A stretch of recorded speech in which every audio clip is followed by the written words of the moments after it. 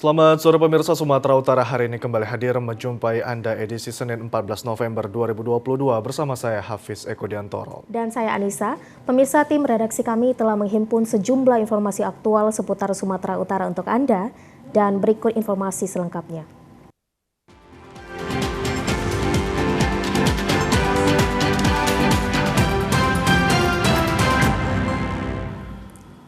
Pemirsa, Kejaksaan Negeri Tanjung Balai Asahan mengeksekusi uang, kendaraan, dan tanah bernilai miliaran rupiah dari seorang terpidana kasus tindak pidana pencucian uang TPPU kejahatan narkotika. Terpidana menerima aliran dana transaksi narkoba dari terpidana lainnya yang masih dalam lapas senilai 3,3 miliar rupiah dan aset lainnya berkisar 10 miliaran. Kejaksaan Negeri Tanjung Balai Asahan Provinsi Sumatera Utara melakukan eksekusi kasus pencucian uang dari seorang narapidana atas kasus narkoba senilai 3,3 miliar rupiah. Dana senilai miliaran rupiah ini dirampas negara dari seorang pria bernama Sofyan Syah yang menerima jasa pengiriman uang dari transaksi narkoba dari seorang terpidana dalam lembaga permasyarakatan. Kajari Tanjung Balai Rufina Ginting mengatakan ada sebanyak 3,3 miliar rupiah dana transaksi yang disita. Berikut 14 bidang tanah dan kendaraan yang ditaksir mencapai 10 miliar rupiah turut dieksekusi. Terpidana Sofyan Syah diputus hukuman 2 tahun penjara atas kasus pencucian uang karena melakukan kerjasama pengiriman uang hasil penjualan narkotika jenis sabu jaringan internasional yang dikendalikan narapidana dari dalam lapas sejak tahun 2015 hingga 2021.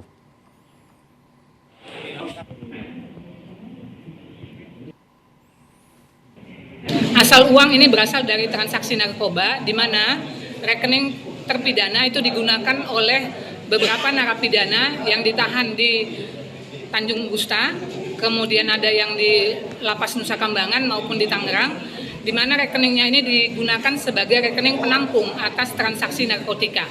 Itu dilakukan terpidana sejak tahun 2015 sampai dengan 2021.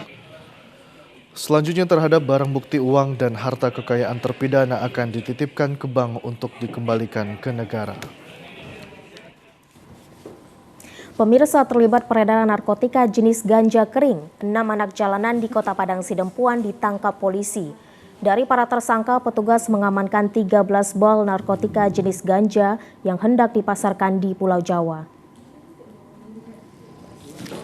Beginilah detik-detik penangkapan yang dilakukan petugas kepolisian terhadap kumpulan anak jalanan yang tengah beristirahat di Jalan Lintas Sumatera, Kelurahan Batuna 2 Julu, Kota Padang Sidempuan. 4 anak jalanan yang hendak menuju Pulau Jawa tersebut dengan menggunakan sepeda motor jenis Vespa ini ditangkap petugas karena terlibat peredaran narkotika jenis ganja kering. Saat penggeledahan berlangsung, petugas mendapati 13 bol ganja kering siap edar yang disimpan di dalam tas warna hitam dan karung warna putih. Selanjutnya petugas kembali melakukan penggerebekan di sebuah lokasi yang berada di Desa Mompang yang digunakan sebagai tempat singgah anak jalanan tersebut. Di lokasi ini petugas kembali mengamankan 2 orang anak jalanan yang merupakan pemodal barang haram tersebut. Kepada petugas, para tersangka mengaku barang haram tersebut dijemput mereka dari Provinsi Aceh dengan mengendarai sepeda motor yang telah dimodifikasi. Rencananya, barang haram ini akan diedarkan para tersangka di Kota Padang Sidempuan dan juga diedarkan di Pulau Jawa dengan menggunakan jasa pengiriman. Ganja ini mereka beli dari daerah Aceh, rencananya akan dibawa ke Sidempuan, sebagian untuk di Sidempuan, dan sebagian lagi akan dikirim ke Jakarta melalui Tiki dengan modus mengirimkan ban ke Jakarta. Total yang kita amankan dari kasusnya ada 6 tersangka. Barang bukti apa? Barang bukti untuk berat kotornya sekitar 13 kg atau 13 bal. Guna kepentingan penyelidikan, para tersangka saat ini tengah menjalani pemeriksaan di Mapolresta Padang Sidempuan. Seorang pria Parubaya di Kota Padang Sidempuan hilang terseret arus sungai. Hingga saat ini petugas gabungan BPBD serta TNI Polri terus melakukan pencarian hingga sejauh 25 km, namun korban belum ditemukan. Seorang pria Parubaya atas nama Mara Imam Siregar, warga desa Bargotopong, Kecamatan Batunadua, Kota Padang Sidempuan, hanyut terseret arus sungai Kumal yang berada di desa Bargotopong. Peristiwa ini bermula saat korban yang baru pulang dari kebun melintasi sungai Kumal saat hujan mengguyur kawasan tersebut. Naas bagi korban saat menyeberang seketika itu air sungai meluap hingga menyeret korban dan hingga saat ini korban yang berusia 58 tahun belum ditemukan. Petugas gabungan BPBD Kota Padang Sidempuan serta TNI Polri terus melakukan pencarian dengan menyisiri aliran sungai. Bahkan petugas telah melakukan pencarian hingga sejauh 25 km hingga ke desa Pulau Bauk, Kecamatan Padang Sidempuan, Tenggara. Kalau kita hitung dari kilometer ada 25 km lebih kurang. 25 km, Pak. Ya. Bang, Kemarin korban baru pulang dari kebun menyeberang ke rumah. Jadi ketika itu cuaca ekstrim sehingga debit air lagi naik, lagi pasang. Korban hanyut, dugaan masyarakat sama kepala desa lagi hanyut. arus sungai saat itu deras, Bang? Deras. Buruknya cuaca serta derasnya aliran sungai membuat petugas kesulitan dan akhirnya menghentikan pencarian sementara waktu. Warga pinggir Sungai Deli, Kelurahan Pekan Labuhan, Kota Medan, Sabtu malam digegerkan dengan penemuan jasad bayi yang dibungkus jaket dan plastik. Jasad bayi berjenis kelamin perempuan ini diduga sengaja dibuang. Penemuan jasad bayi di pinggir Sungai Deli di bawah jembatan 39 di lingkungan 16, Kelurahan Pekan Labuhan, Kecamatan Medan Labuhan, Kota Medan ini menggegerkan warga setempat. Jasad bayi pertama kali ditemukan salah seorang warga setempat yang curiga dengan bungkusan yang tersangkut di antara sampah yang hanyut di sungai. Saat mencoba mengevakuasi bungkusan, warga melihat kaki bayi dan langsung mengangkat bungkusan ke daratan dan menghubungi kepala lingkungan dan polisi dari Polsek Medan Labuhan. Saat diidentifikasi, tim Inafis Polres Pelabuhan Belawan, di dalam plastik biru terdapat jaket berwarna kuning yang dibungkus ke jasad bayi berjenis kelamin perempuan tersebut. Kini jasad bayi dibawa ke Rumah Sakit Bayangkara Medan untuk dilakukan autopsi. Ya, pemirsa, sejumlah informasi aktual lainnya akan kami hadirkan sesaat lagi. Tetaplah bersama kami.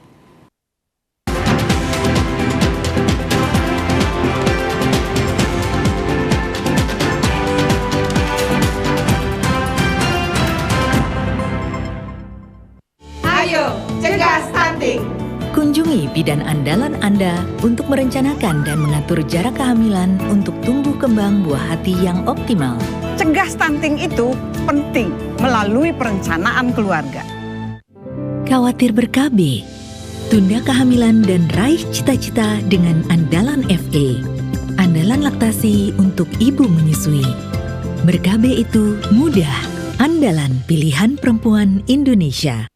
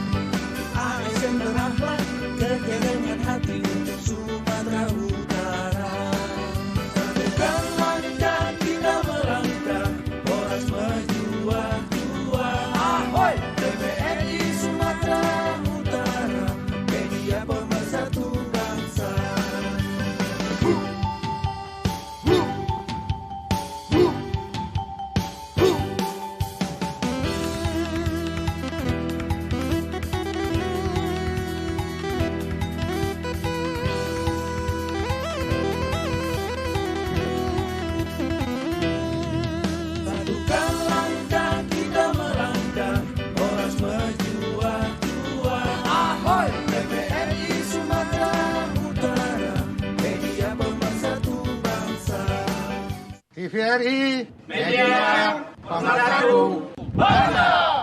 Reformasi birokrasi. TVRI Sumatera Utara 2.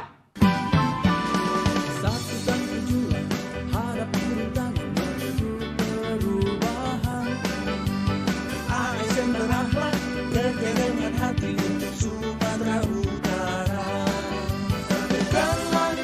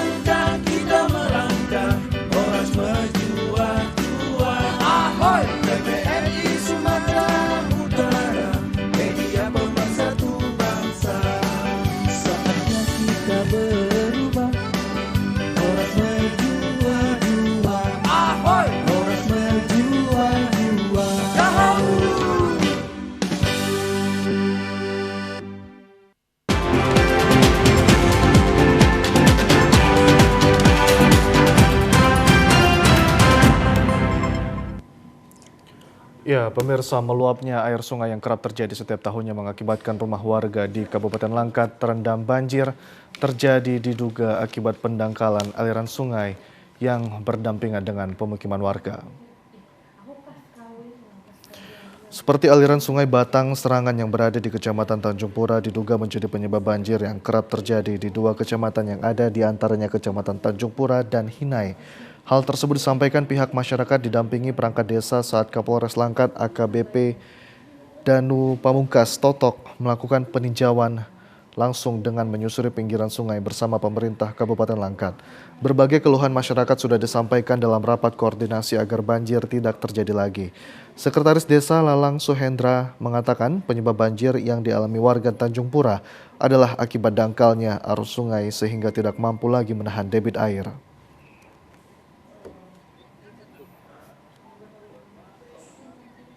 Pandangan kami yang pertama itu penyebab banjir nih Pak. Sungai kami terlalu dangkal, sudah tidak pernah ada pengerukan. Jadi akibatnya sungai kami ini meluap asal-asal hujan turun. Bentar lagi kata Pak Kapolres tadi berkoordinasi dengan KLK, ini akan segera dikeruk dalam waktu dekat. Oke. Nah, kami jangan terulang lagi lah seperti ini karena kasihan dengan warga kami yang tenggelam rumahnya. Saat meninjau Sungai Batang Serangan bersama pihak pemerintah daerah, Kapolres Langkat AKBP Danu Pamungkas Totok mengatakan pihaknya telah melakukan koordinasi dengan sejumlah pihak terkait dan sesuai dengan hasil rapat akan dilakukan pengerokan mulai dari Kecamatan Hinai agar air sungai tidak mengalami pendangkalan sesuai dengan keluhan masyarakat. Dugaan sementara untuk luapan air di Desa Lalang ini akibat dari dangkalnya sungai di Dusun Desa Lalang. Sehingga setelah kami laksanakan rapat koordinasi dengan instansi terkait, insya Allah kami akan melakukan pengerukan sungai supaya sungai ini lebih dalam dan membuat tanggul lebih tinggi. Karena kami melihat secara kasat mata untuk sungai di sini dangkal dan tanggulnya rendah. Dalam penanggulangan bencana banjir di Langkat, pihak kepolisian Polres Langkat telah memberikan bantuan sembako, mendirikan dapur umum dan posko kesehatan. Dampak meluapnya beberapa sungai pasca hujan lebat yang melanda wilayah Nias Utara, sejumlah rumah warga masih direndam banjir hingga Minggu malam kemarin. Meskipun belum ada korban jiwa, namun warga alami sejumlah kerugian. Luapan Sungai Sowu dan Sungai Muzoy serta Sungai Ehau yang tidak dapat menampung debit air hujan membuat seluruh wilayah Kepulauan Nias sejak Minggu pagi kemarin berdampak terendamnya sejumlah lokasi hunian warga. Berdasarkan amatan dari 3 titik terparah yang sering dilanda banjir, setiap musim penghujan adalah di Kecamatan Sitolu Orilutu dan Lahewa Timur. Di wilayah ini, puluhan rumah warga direndam banjir hingga setinggi pinggang orang dewasa dan pemerintah daerah saat ini sedang menghitung jumlah rumah yang terendam banjir ini. Sekalipun diinfokan belum ada korban jiwa, namun beberapa harta benda berupa peralatan atau perabot rumah tangga banyak yang mengalami kerusakan, termasuk ternak milik warga ikut hanyut bersama derasnya arus. Ini banjir menggenangi rumah kami. Sebagian barang-barang bisa kami selamatkan. Seperti ternak kami juga banyak yang hanyut. Jadi itu sebagian di atas yang bisa kami selamatkan. Ini kondisi rumah kami, ini rumahnya baru dibangun. Tengok dulu kalau banjirnya meninggi, ya kami mengungsi. Selain merendam pemukiman warga, banjir juga melumpuhkan jalur lalu lintas. Untuk mengantisipasi adanya dampak banjir yang lebih besar akibat cuaca buruk di Kepulauan Nias, sejumlah tim SAR gabungan BPBD TNI Polri telah di-standby-kan di lokasi yang bertugas membantu setiap kesulitan yang dialami warga dan pengendara. Ketinggian di Jalan Daya sekitar 1 meter kurang lebih, kendaraan roda 2 dan roda 4 tidak bisa lewat sementara. Untuk dampak banjir di masyarakat ada beberapa rumah terendam dan untuk laporan korban jiwa sementara masih nihil. Kita dari tim Basarnas dan beberapa juga dari BPBD dan Babinsa dari Polri juga ikut terlibat. Kita sedang melaksanakan patroli dan siaga di sekitar lokasi. Hingga Senin pagi tadi, kondisi cuaca buruk berupa potensi hujan lebat masih melanda wilayah Kepulauan Nias dan Nias Utara sehingga warga telah dihimbau untuk tetap meningkatkan kewaspadaan, khusus warga yang bermukim di sepanjang daerah aliran sungai dan kawasan tebing. Sementara itu pemirsa, ratusan warga desa Bandar Baru siang tadi melaksanakan aksi unjuk rasa di depan gedung DPRD Sumut menolak dilakukan penertiban oleh tim terpadu Pemprov Su di bumi perkemahan Sibolangit, Kabupaten Deli Serdang. Aksi penolakan penertiban bumi perkemahan Sibolangit warga Bandar Baru di gedung DPRD Sumut merupakan dalam upaya meminta keadilan dan kepastian hukum atas kepemilikan lahan. Dalam orasinya, masyarakat Bandar Baru mengklaim lahan kawasan bumi perkemahan Sibolangit telah turun-temurun mereka kuasai. Penguasaan lahan bumi perkemahan Sibolangit oleh warga Bandar Baru telah puluhan tahun lamanya terbukti dengan sejumlah pemakaman leluhur mereka dan telah berdiri rumah ibadah, sekolah maupun lahan pertanian milik warga. Terkait penertiban Pemprov Su di atas lahan bumi perkemahan Sibolangit menjadi pertanyaan warga yang berunjuk rasa. Aksi damai warga Bandar Baru meminta kepada wakil rakyat di DPRD Sumut untuk memfasilitasi dilakukan pertemuan dialogis bersama Pemprov Su terkait penertiban bumi perkemahan Sibolangit, Kabupaten Deli Serdang. Kepala Desa Bandar Baru Binsar Martinus Sitepuh dalam orasinya menyatakan warga tidak melakukan perampasan lahan di bumi perkemahan Sibolangit, meminta kepada DPRD Sumut menerima aspirasi warga dan memberi solusi terkait penertiban lahan bumi perkemahan Sibolangit oleh tim terpadu Pemprov Su. Masyarakat Bandar Baru tidak ada hal dalam perampasan, Pak. Mohon kiranya kita bisa duduk bersama, musyawarah mufakat, itulah tujuan daripada kita. Karena dasar kita memang tetap Pancasila. Pasal keempat harus kita junjung tinggi. Semua mempunyai hak. Kasihan masyarakat saya ini, Pak. Aksi unjuk rasa warga Bandar Baru di DPRD Sumut mendapat pengawalan ketat dari aparat kepolisian hingga masa aksi membubarkan diri dengan aman dan tertib. Pemirsa, ratusan warga yang tergabung dalam masyarakat Dusun Tanjung Marulak, Desa Hutagodang, Kecamatan Sungai Kadan, Kabupaten Labuhan Batu Selatan, menggelar aksi unjuk rasa di lahan perkebunan PT Sumber Tani Agung. Aksi unjuk rasa yang dilakukan warga ini untuk mengambil kembali tanah seluas 500 hektar yang sudah dikelola selama puluhan tahun dan dikuasai PT STA. Menurut warga, tanah tersebut masih milik Dusun Tanjung Marulak, Desa Hutagodang, dan anehnya hingga saat ini perusahaan swasta tersebut tidak memiliki surat HGU yang wajib dimiliki oleh setiap perusahaan perkebunan. Ketua Koordinator Aksi Unjuk Rasa, Erlim Pane, menyampaikan bahwa warga menuntut agar tanah yang dikelola perusahaan seluas 569 hektar agar dikembalikan kepada masyarakat karena lahan tersebut digarap oleh PT Cisadani pada tahun 1984, kemudian dijual ke PT Nagamas dan sekarang dimiliki oleh PT STA. Dinyatakan oleh Badan Pertanahan Kantor Wilayah Provinsi Sumatera Utara mulai kebun ini berdiri tidak pernah memiliki hak guna usaha sampai saat ini, saat sekarang ini. Dan menurut keterangan Dinas Perpajakan Provinsi Sumatera Utara dan Kabupaten Labuhan Batu, ratusan miliar sudah dirugikan oleh PT Sumber Tani Agung. Harapannya sendiri Ketua kepada pemerintah pusat apa nih Ketua? Tanah ini harus dikembalikan kepada masyarakat atau dimasukkan dalam Undang-Undang Tora. Humas PT STA Pianoi Tambak menjelaskan bahwa PT STA tidak pernah membeli lahan dari masyarakat Tanjung Marulak dan lahan PT STA ini merupakan lahan akuisisi dari PT Cisadani dan selanjutnya dibeli PT Nagamas dan pada tahun 1986 kemudian dimiliki oleh PT STA. Adapun lahan seluas 70 hektar hasil pembelian PT STA dengan masyarakat Desa Hutagodang dan terkait kepemilikan HGU PT STA terbentur di pengurusan. Kepemilikan lahan atau sangkutan dengan masyarakat Tanjung Marulak, PT STA tidak ada pernah membeli lahan dari masyarakat Tanjung Marulak. Ada sekitar 70 hektar kami beli itu dari masyarakat Desa Hutagodang, dari Hutagodang. Kalau dari Tanjung Marulak tidak ada. Dalam aksinya, warga meminta kepada pemerintah agar dapat mengembalikan tanah tersebut ke masyarakat Tanjung Marulak. Masyarakat Tapanuli Utara korban pelebaran Jalan Sibolga Tarutung proyek tahun 2016 hingga 2019 meminta ganti rugi kepada pemerintah melalui Direktorat Jenderal Bina Marga Balai Besar Pelaksanaan Jalan Nasional Sumatera Utara pagi tadi.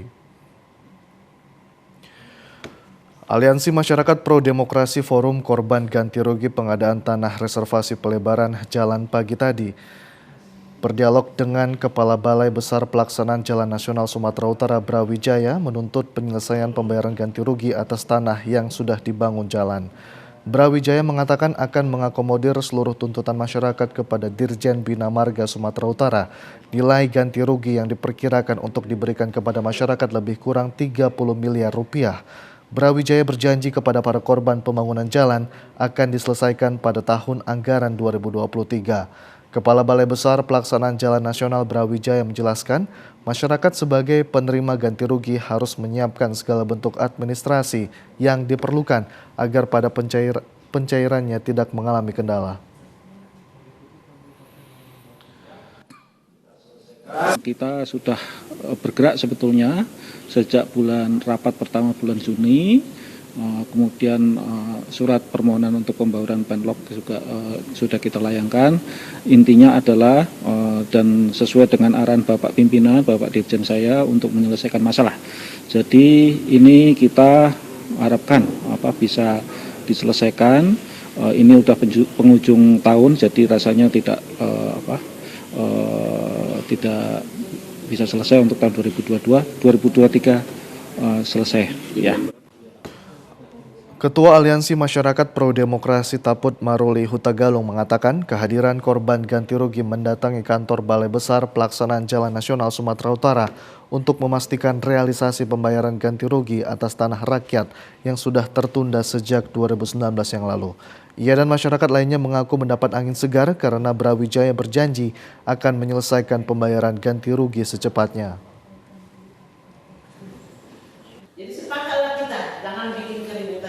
Pak Brawijaya selaku pimpinan dari Balai Besar Pelaksanaan Jalan Sibolga Tarutung menampung aspirasi kami. Ada beberapa poin yang kami sampaikan. Yang pertama, dana ganti rugi atas preservasi jalan akan dialokasikan paling lama itu bulan 3 2023. Itu yang poin yang pertama. Yang kedua terkait dengan hal-hal berlanjut akan di kemudian hari kami akan datang kembali untuk hal-hal yang menyangkut karena ada beberapa data yang belum kami sampaikan. Maka daripada itu nanti akan kami diskusikan kembali bersama dengan BPP. Adapun jumlah jiwa di Kecamatan Adian Koting, Tapanuli Utara yang terkena dampak pelebaran jalan tersebut sebanyak 1.021 kepala keluarga dengan jumlah bidang tanah lebih kurang 11,55 hektar sesuai dengan daftar nominatif pengadaan tanah untuk pengerjaan Jalan Sibolga Tarutung.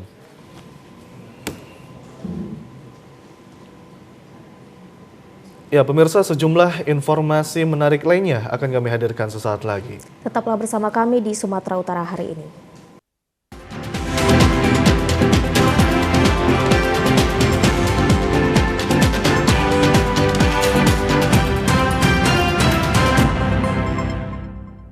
Ayo, cegah stunting. Kunjungi bidan andalan Anda untuk merencanakan dan mengatur jarak kehamilan untuk tumbuh kembang buah hati yang optimal. Cegah stunting itu penting melalui perencanaan keluarga.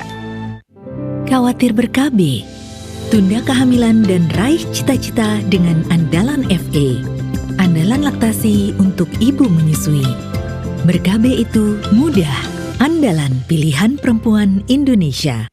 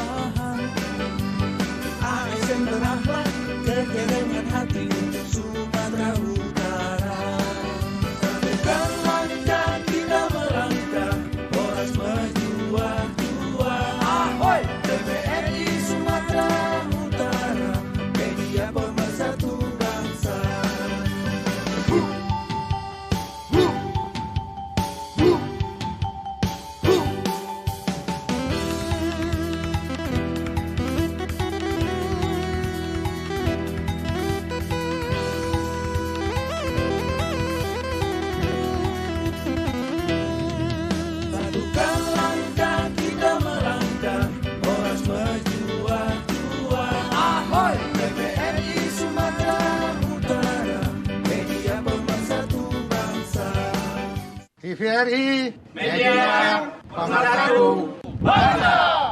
Reformasi birokrasi. TVRI Sumatera Utara 2.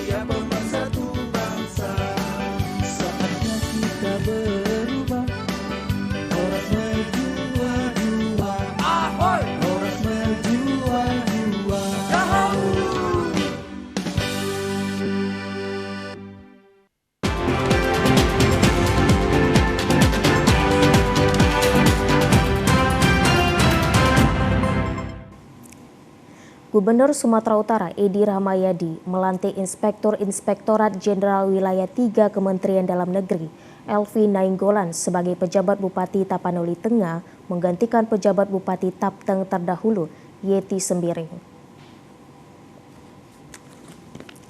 Pelantikan pejabat Bupati Tapteng Elvin Ilyas Nainggolan dilakukan di rumah dinas Gubernur Sumut pagi tadi. Dilantiknya Elvin Ilyas Nainggolan setelah dilakukan evaluasi kinerja terhadap pejabat Bupati Tapteng sebelumnya, Yeti Sembiring dari Kemendagri yang memutuskan untuk dilakukan pergantian pejabat.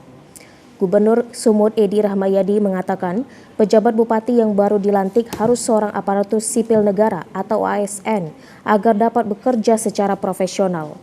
Edi Rahmayadi menegaskan terdapat 3 tugas pokok ASN, yakni menjalankan kebijakan umum yang tertera di Undang-Undang Dasar 1945 hingga peraturan daerah sebagai perekat anak bangsa, serta sebagai pelayan masyarakat. Gubsu juga mengapresiasi atas kinerja pejabat Bupati Tapteng terdahulu yang juga merupakan Sekretaris Daerah Tapteng, Yeti Sembiring, dan berharap agar pejabat yang baru dilantik dapat bekerja secara profesional dan menjadi pelayan terbaik bagi masyarakat. Bupati yang akan datang di Tapanuli Tengah, untuk itu dipandang perlu yang netral. Mungkin begitu, atau evaluasi yang lain, saya selaku gubernur diberi, ya saya lantik. Ini dijaga antisipasi sehingga nantinya tak menyalah. Yeti sudah melakukan dengan baik, tetapi atasan melihat mungkin perlu ada perbaikan-perbaikan. Sah. Pejabat Bupati Tapteng Elvin Ilyas Nainggolan mengatakan ia akan berkoordinasi bersama Forkopimda dan perangkat daerah Tapteng lainnya untuk menyelesaikan program kerja yang telah direncanakan sehingga dapat diselesaikan dengan baik. Disampaikan oleh Pak Gubernur, setelah ini saya akan segera ke Barus dan Barus Utara untuk meninjau lokasi bencana. Itu menjadi tanggung jawab utama saya. Lalu setelah itu saya akan berkoordinasi dengan Forkopimda dan perangkat daerahnya untuk memastikan apa yang telah dirancang dalam rencana pembangunan 3 tahun yang menjadi tanggung jawab pejabat kepala daerah itu untuk pelayanan publik itu sudah terselenggara dengan baik ke depannya. Sementara itu pemirsa, Komisi Pemilihan Umum Serdang Bedagai merasa terbantu jika jurnalis aktif dalam setiap pemberitaan ke masyarakat. Untuk itu KPU Serdang Bedagai mengajak jurnalis di Serdang Bedagai untuk mengawal proses tahapan pemilu yang saat ini telah berjalan. Hal ini dikatakan Komisioner KPU Serdang Bedagai Ardiansyah Hasibuan pada kegiatan sosialisasi pemilu 2024 dengan wartawan pagi tadi.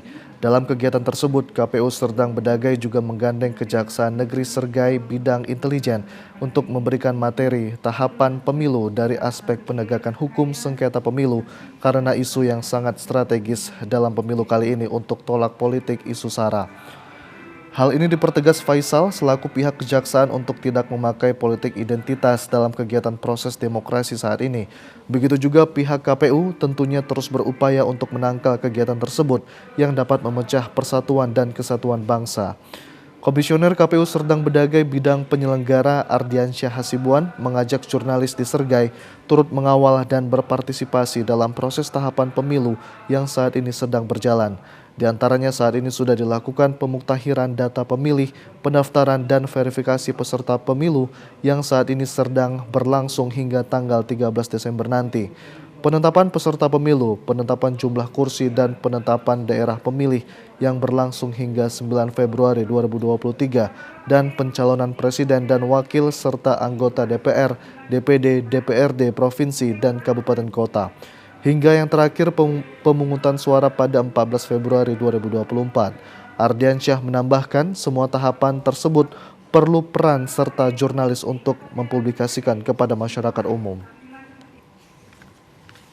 Kawan-kawan jurnalis memasyarakatkan atau mensiarkan tentang kegiatan tentang tahapan pemilu yang sudah dimulai di bulan Juni 2002 yang lalu. Terus ada tanggal-tanggal penting seperti 14 Februari penetapan, 14 Desember 2022 penetapan partai politik, terus juga nanti akan ada pencalonan ya di bulan November 2023, terus juga ada pemungutan suara di 14 Februari.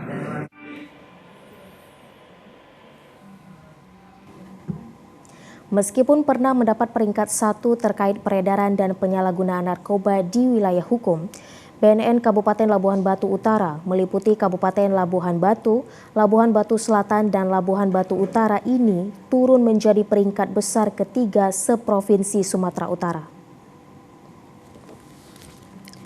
Maraknya peredaran narkoba di wilayah hukum BNNK Labuhan Utara sempat memiliki citra buruk terkait penyalahgunaan dan peredaran narkotika hingga mendapat peringkat pertama se-Sumatera Utara. Namun, petugas BNN dan Kepolisian Polres Labuhan Batu serta stakeholder lainnya telah berupaya melakukan pemberantasan narkotika hingga berhasil menurunkan peringkat ketiga se-Sumatera Utara. Untuk mendukung kinerja petugas BNNK yang telah bekerja secara optimal memerangi narkotika, Pemkab Labuhan Batu Utara berencana akan membangun gedung kantor BNNK Labuhan Batu Utara di Kota Aik Kanopan, karena saat ini kantor BNNK masih menumpang dan menyewa sebuah gedung di Desa Kampung Pajak, Kecamatan Aik Natas. Petugas staf fungsional penyuluhan narkotika Sihol Pribadi Syahputra Sihotang menjelaskan berdasarkan data yang didapat bahwa Kabupaten Labuhan Batu Utara saat ini mendapat peringkat besar nomor 3 se-Sumatera Utara. Labuhan Batu Utara sendiri, ini tingkat penyalahgunaan narkoba di Provinsi Sumatera Utara itu berada di 3 besar. Jadi itu sudah merupakan keresahan bagi kita, juga keresahan bagi masyarakat. Nah, harapan kami ke depannya ini bisa kita tekan, bisa kita minimalisir. Namun kita butuh dukungan. Selama ini memang kita terkendala dengan masalah anggaran, tapi di balik itu semuanya kita berusaha maksimal melakukan dengan ketersediaan anggaran yang ada. Kita berusaha bekerja keras untuk menekan itu semuanya. Petugas BNNK Labuhan Batu Utara berharap kepada masyarakat untuk terlibat langsung menyatakan perang terhadap peredaran narkoba dengan cara melaporkan secara dini keluarga kerabat dekat yang menjadi korban, agar BNNK Labuhan Batu Utara segera melakukan rehabilitasi kepada korban secara gratis. Dukung destinasi para wisata nasional, para keturunan Raja Silahi Sambungan menggelar pentas seni dan budaya Batak Toba. Objek wisata Silalahi Nabolak ini terdiri dari situs budaya Poda Sagu-Sagu Merlangan, Partonunan Namboru Deang Namora, Losung Namboru Daeng Namora, Mual Paridian Ompu Debang, Aiksi Paulak Hosa, Batu Sigadap Tugu, Rumah Parsaktian, dan Makam Raja Silahi Sabungan yang terletak di Desa Maras, Kecamatan Silahi Sabungan, Kabupaten Dairi. Sejarah singkat keturunan Raja Silahi Sabungan ini memiliki istri Pinggan Matio Boru Padang Batanghari dan si Boru Nailing Boru Nairasaon dan memiliki 8 anak laki-laki dan 1 anak perempuan. Salah seorang keturunan Silahi Sabungan Mengatas Sidebang mengatakan bahwa kegiatan pesta Paramiangan dan budaya Luhutan Bolon Pomparan Raja Silahi Sabungan merupakan pesta rutin seluruh Pomparan Raja Silahi Sabungan yang dilaksanakan setiap tahun sejak tahun 1981.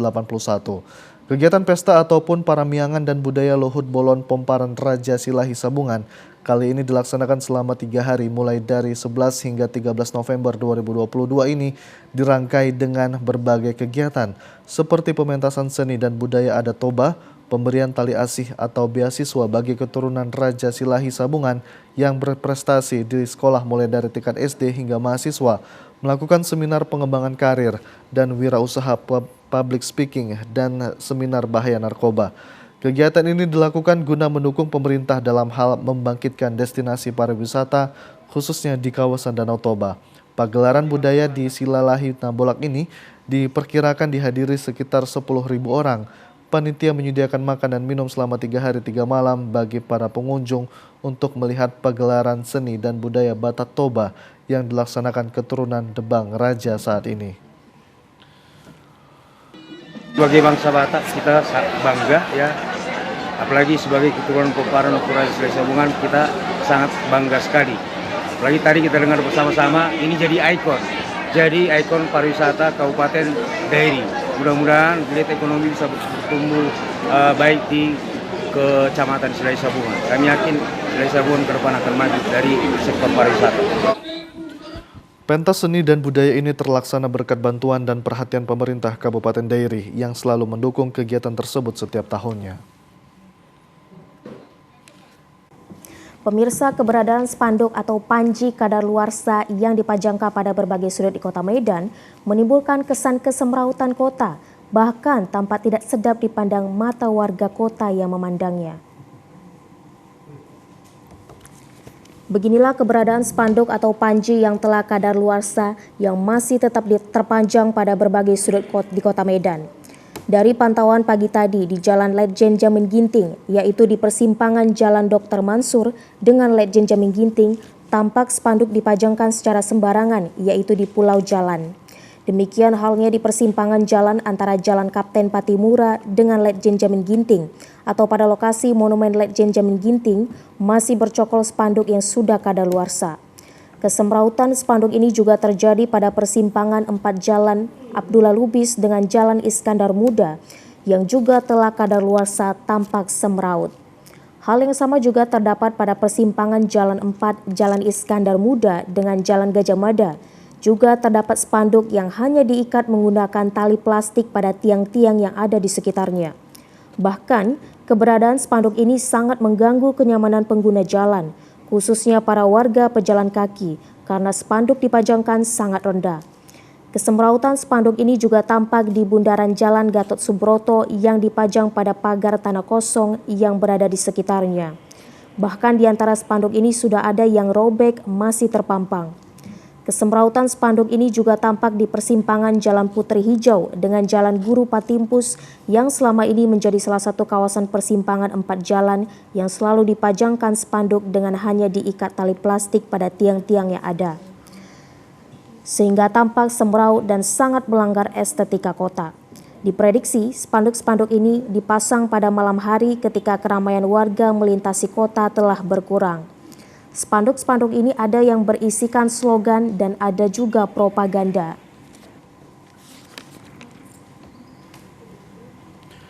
Fenomena aktivitas galian C serta penebangan pohon di sepanjang Jalan Baligi Bypass masih sering terjadi tanpa ada pengawasan dari para penegak hukum maupun pemerintah setempat. Warga sangat resah akibat aktivitas tersebut yang dianggap telah melakukan pencemaran lingkungan di mana mobil pengangkut galian C ataupun kayu tersebut menimbulkan debu. Warga juga sangat khawatir akibat dari galian C tersebut. Selain dapat melakukan pencemaran lingkungan, juga dapat menimbulkan bencana alam seperti longsor dan banjir. Warga berharap kepada pemerintah ataupun para penegak hukum di Kabupaten Toba dapat menertibkan dan tidak dilakukan pembiaran karena warga merasa bahwa kegiatan aktivitas galian C dan penebangan pohon di daerah Jalan Balige Bypass sepertinya sengaja dibiarkan begitu saja. Seorang warga Jamitra Manik mengatakan warga yang berada di sekitar sudah sangat resah di mana area persawahan mereka juga telah terdampak akibat aktivitas galian C dan penebangan pohon tersebut, di mana sawah sering tergenang air jika curah hujan tinggi dan membawa lumpur ke daerah persawahan yang membuat tanaman rusak. Aktivitas galian C sudah marak di Kabupaten Toba, khususnya di Bypass Balige. Kami dari masyarakat Bypass sangat menginginkan supaya pemerintah setempat untuk memperhatikan masyarakat yang ada di Bypass, karena galian C ini bisa membuat masyarakat di sini terganggu karena mungkin terjadilah bencana alam seperti banjir, longsor, karena kegiatan galian C ini sangat mengganggulah terhadap masyarakat. Kepala Dinas Lingkungan Hidup Rajaipan Sinurat mengatakan sebelumnya pihak-pihak terkait telah mengadakan rapat pertemuan untuk melakukan penertiban seluruh aktivitas tambang galian C yang tidak memiliki izin di Kabupaten Toba akan ditertibkan.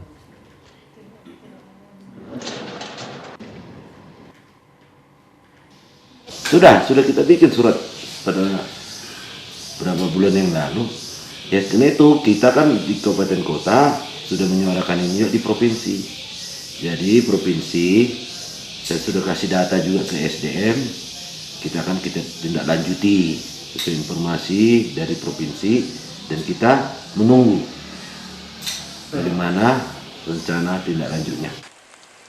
Dalam waktu dekat ini akan seluruh stakeholder yang terkait akan melakukan penertiban langsung ke lapangan bersama-sama. Pemirsa, pencurian hewan ternak pada siang hari di dalam kandang mulai marak di Kecamatan Tanjung Morawa, Kabupaten Deli Serdang. Aksi pencurian seekor kambing jantan milik Joko Pratama ini sempat terekam CCTV. Beginilah suasana di kandang kambing milik Joko Pratama pasca dicurinya satu ekor kambing jantan miliknya yang terjadi kemarin sekitar pukul 10.35 waktu Indonesia Barat. Pada saat di lokasi rumah dan kandang tidak ada orang dan pencuri langsung mengambil kambing dari dalam kandang. Diduga pelaku sudah paham dengan situasi rumah sehingga pencuri dengan mudahnya membawa kambing jantan yang harganya ditaksir sekitar Rp3.500.000. Menurut pemilik kambing, Joko Pratama mengatakan keseluruhan kambing miliknya berjumlah 7 ekor, termasuk 1 ekor jantan yang dicuri kawanan maling tersebut. Ia mengetahui kambingnya dicuri setelah pulang dari mengantar anaknya ke sekolah dan melihat kandang kambingnya yang sudah terbuka. Kemudian ia tidak melihat kambing jantannya dan melihat ada bekas telapak kaki orang dewasa di dekat kandang. Dengan rasa penasaran, Joko Pratama yang ingin memastikan kambingnya dicuri, kemudian ia meminta rekaman CCTV perumahan yang tepat mengarah ke depan rumahnya. Dari rekaman CCTV terlihat 2 orang pelaku mengendarai sepeda motor membawa kambing jantannya dengan menggunakan karung besar. Kejadian pencurian kambing di dalam kandang miliknya ini sudah yang kedua kalinya dan sudah membuat laporan kehilangan ke Polsek Tanjung Morawa. Pelaku dia merencanakan gambar dulu, dia pura-pura bermain kemari kan, tahu dia posisi di rumah ini kosong, dia melancarkan aksinya jam 10.35. Pelaku membawa pakai goni 50 kilo melalui dari Gang Jambu ini terus ke depan, terekam CCTV perumahan. Para peternak kambing di Kecamatan Tanjung Morawa, khususnya di Desa Limau Manis, merasa khawatir dengan keselamatan ternaknya akan aksi pencurian ini dan dimohon kepada aparat kepolisian dapat menangkap dan memproses pelaku agar para peternak dapat memelihara ternak dengan rasa aman. Ya, pemirsa, informasi tadi sekaligus menutup perjumpaan kita pada sore hari ini. Saya Hafiz Eko Diantoro. Dan saya Anissa, selamat sore dan sampai jumpa.